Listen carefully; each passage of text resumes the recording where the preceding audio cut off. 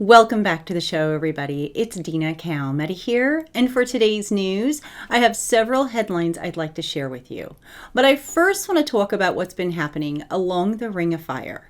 It's being reported that there is a noticeable uptick in seismic activity, and over in the Northwest, they are experiencing over 800 earthquakes in just one area, and an underwater volcano off the coast of Oregon. These signs are becoming impossible to ignore right now. So let's jump into these headlines. I first want to talk about this report written by Michael Schneider of the Most Important News.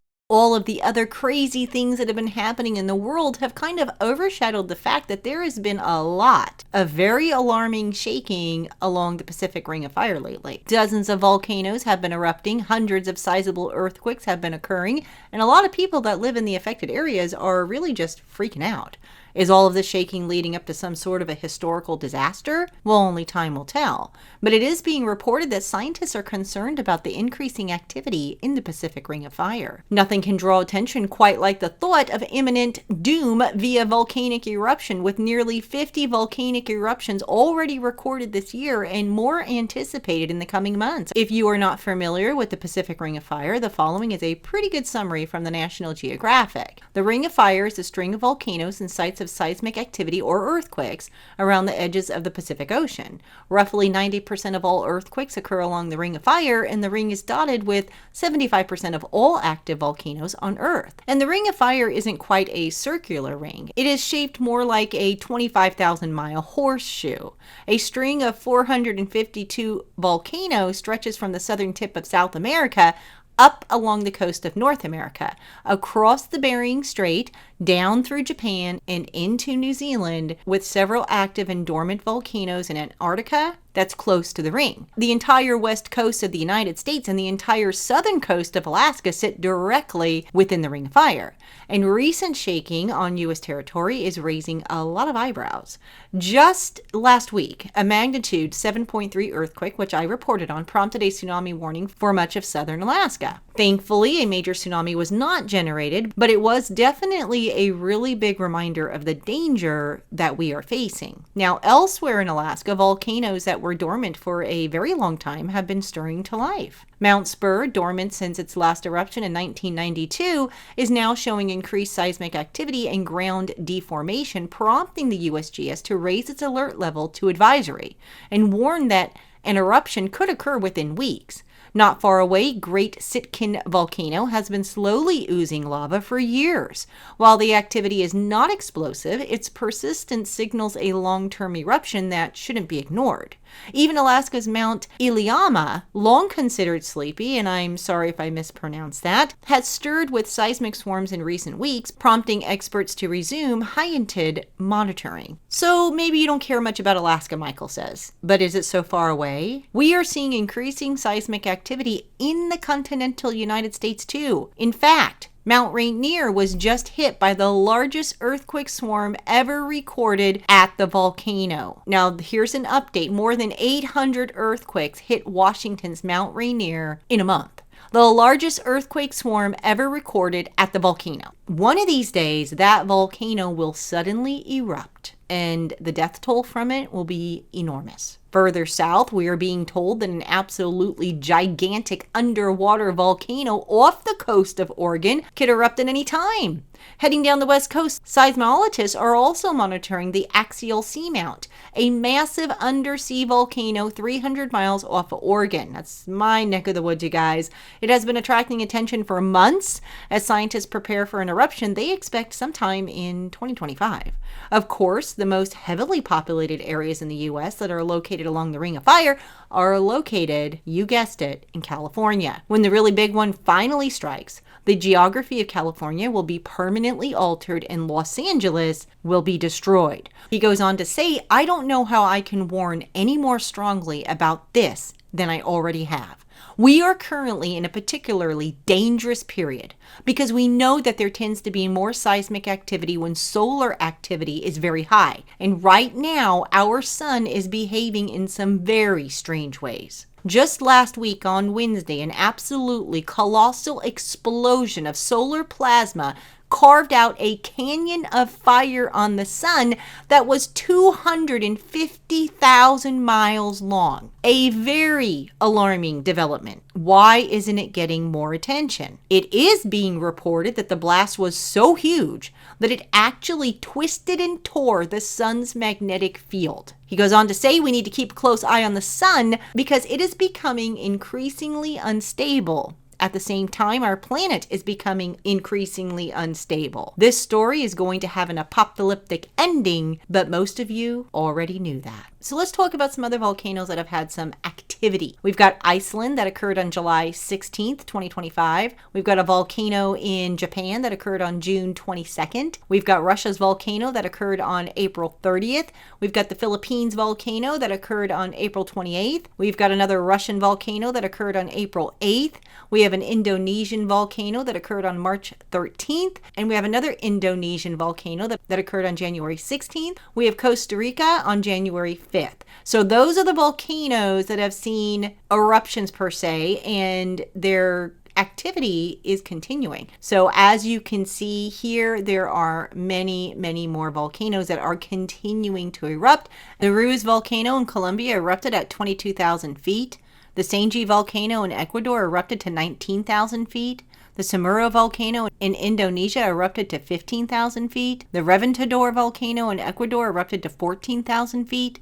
The Santa Maria volcano in Guatemala erupted to 14,000 feet. The Canloan volcano in the Philippines erupted to 10,000 feet. Tsunami alert was issued for Russia after 5 powerful shallow earthquakes hit in an hour. The magnitudes were a 7.4, a 7, and 2 of a 6.7, and 1 of a 6.6. So definitely some activity in Russia as it concerns earthquakes. We also had a 5.6 that hit the northern East Pacific Rise, a 5.5 near Basco, Philippines, a 5.4 in Iran, a 5.4 in Barcelona, Philippines, a 5.4 in the North and East Pacific Ridge, and Russia keeps on getting hit. They had a 5.3, a 5.2, and 2 more 5.2s. And then again on the East Pacific Ridge, a 5.2. A 5.2 hit the Easter Island region, a 5.0 hit Russia twice. And I am getting this information from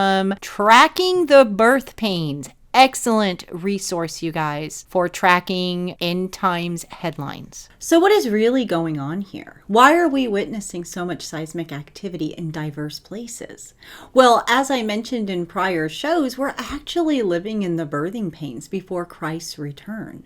So we're going to see these contractions per se with seismic activity, volcanic activity. We're going to see catastrophic events such as major tornadoes, hurricanes, floodings.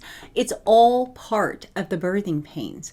And we're told this in the books of Matthew, Mark, and Luke, as well as Joel and Acts. In fact, for anybody who's not heard of these verses before, I'd just like to go over them briefly. And ye shall hear of wars and rumors of wars. See that ye be not troubled, for all these things must come to pass, but the end is not yet. For nation shall rise against nation, and kingdom against kingdom, and there shall be famines and pestilences and earthquakes in diverse places. All these are the beginning of sorrows. Joel chapter 2 verses 30 through 31. And I will show wonders in the heavens and in the earth, blood and fire and pillars of smoke. The sun shall be turned into darkness and the moon into blood, before the great and terrible day of the Lord comes. So not to leave anything out, we're told in Matthew 24, 6 through 8 that we would hear of wars and rumors of wars, but we'd also hear of famines and pestilences. So with that said, check out this next headline. Britons have been forced to take shelter in their cars as thousands of ladybirds descend on towns and cities across the country. In seaside resorts like Weston-super-Mare, beachgoers faced a ladybird apocalypse as millions of the insects covered every available surface. Experts say this is the largest sighting since the famous ladybird invasion of 1976. Scientists say that these sudden swarms are due to the recent spell of hot weather,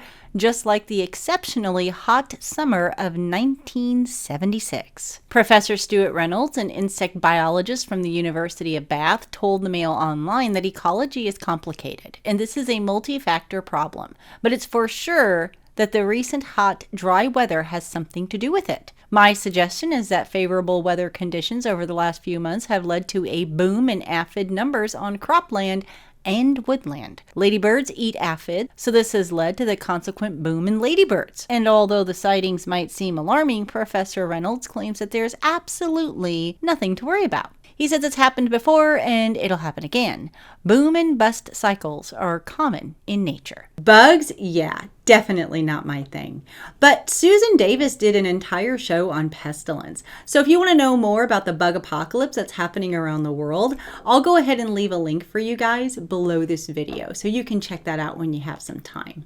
But I do want to switch gears and talk about another prophecy listed in the books of Matthew, Mark, and Luke, and that is wars and rumors of wars. Nation rising up against nation and kingdom against kingdom. And I want to first talk about what's happening with Russia, the US, and NATO. Ever since President Trump gave him a 50-day deadline to make peace with Ukraine, there has been increased aggression coming out of Russia.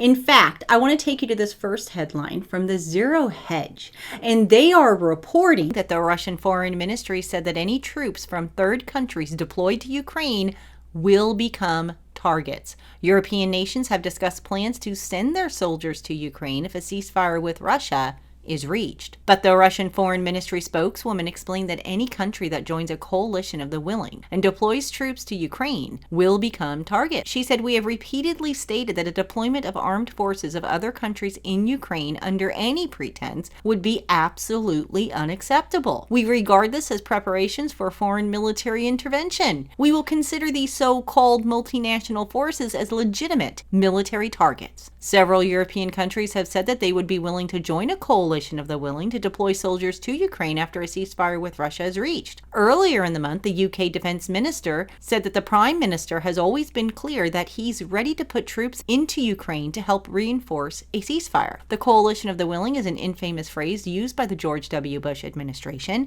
to try to sell the Iraq war. Moscow says it's unwilling to enter into a ceasefire with Ukraine and is seeking a permanent end to the conflict that addresses the Kremlin's security concerns. Multiple leaks throughout the war has exposed that a small number of American and NATO troops are inside Ukraine. However, Europeans are now discussing a large-scale deployment meant as a deterrent to a future Russian invasion. The escalating support for Kyiv has led some in the Kremlin to argue for Moscow to take a more aggressive position against Ukraine's Western backers. Dmitry Medvedev, former Russian president and current deputy head of the National Security Council, suggested launching preemptive strikes. He said what is happening today is a proxy war, but in essence, it is a full-fledged war. We need to act accordingly, respond in full, and if necessary, launch preventative strikes. However, Medvedev also acknowledged that Russian President Putin has ruled out attacking more European countries. He said, "Let me remind you that our president stated unequivocally, Russia does not intend to go to war with NATO or attack Europe. Such claims by Western politicians are utter nonsense. I would also like to add that this kind of drivel is deliberately injected into the information space to destabilize an already difficult situation. It is yet another front in the West's open war against us." Newsmax is reporting that Russia views recent comments by a U.S. general about NATO's ability to swiftly capture the Russian Baltic enclave of Kaliningrad as hostile. According to Dmitry Peskov, General Christopher Donahue, the U.S. Army Europe and African commander, said that NATO could seize Kaliningrad from the ground in a time frame that is unheard of and faster than we've ever been able to do. Newsweek is reporting that fighter jets from NATO nations Poland, Sweden, Romania, and Italy responded to a massive Russian aerial assault on Ukraine. Russia's waves of airstrikes, particularly on sites close to NATO territory to the west of Ukraine, have frequently pushed the alliance to scramble their fighter jets. Poland has scrambled fighters several times this month as Moscow carried out fresh strikes on Ukraine. And Romania, which also borders Ukraine, has repeatedly reacted to drone attacks close to their border. NATO members are collectively obliged to respond to attacks in other alliance nations under Article 5 of the founding treaty, which means that if one nation is attacked in NATO, then all nations are attacked. But it goes on to say that Russian drones and missiles entering NATO airspace have not been treated as attacks on the alliance so far. Operations of Polish and Allied aviation have begun, and ground-based air defense and radar reconnaissance systems have reached a state of highest readiness, according to the Polish military. Gripen fighter jets belonging to Sweden's Air Force stationed in northern Poland helped ensure the safety of the Polish skies. Romania's defense ministry said in its own statement that Russia has attacked Ukrainian airport infrastructure over the night, including north of the Romanian border. While the fighter jets were in the air, 4 targets unintentionally penetrated for a few minutes into Romania's airspace, but the objects were not a real danger to national security. And Reuters is reporting that Poland is preparing a manual on how to cope in case of war or a natural disaster, aiming to strengthen national resilience amid heightened regional uncertainty, including conflict in neighboring Ukraine.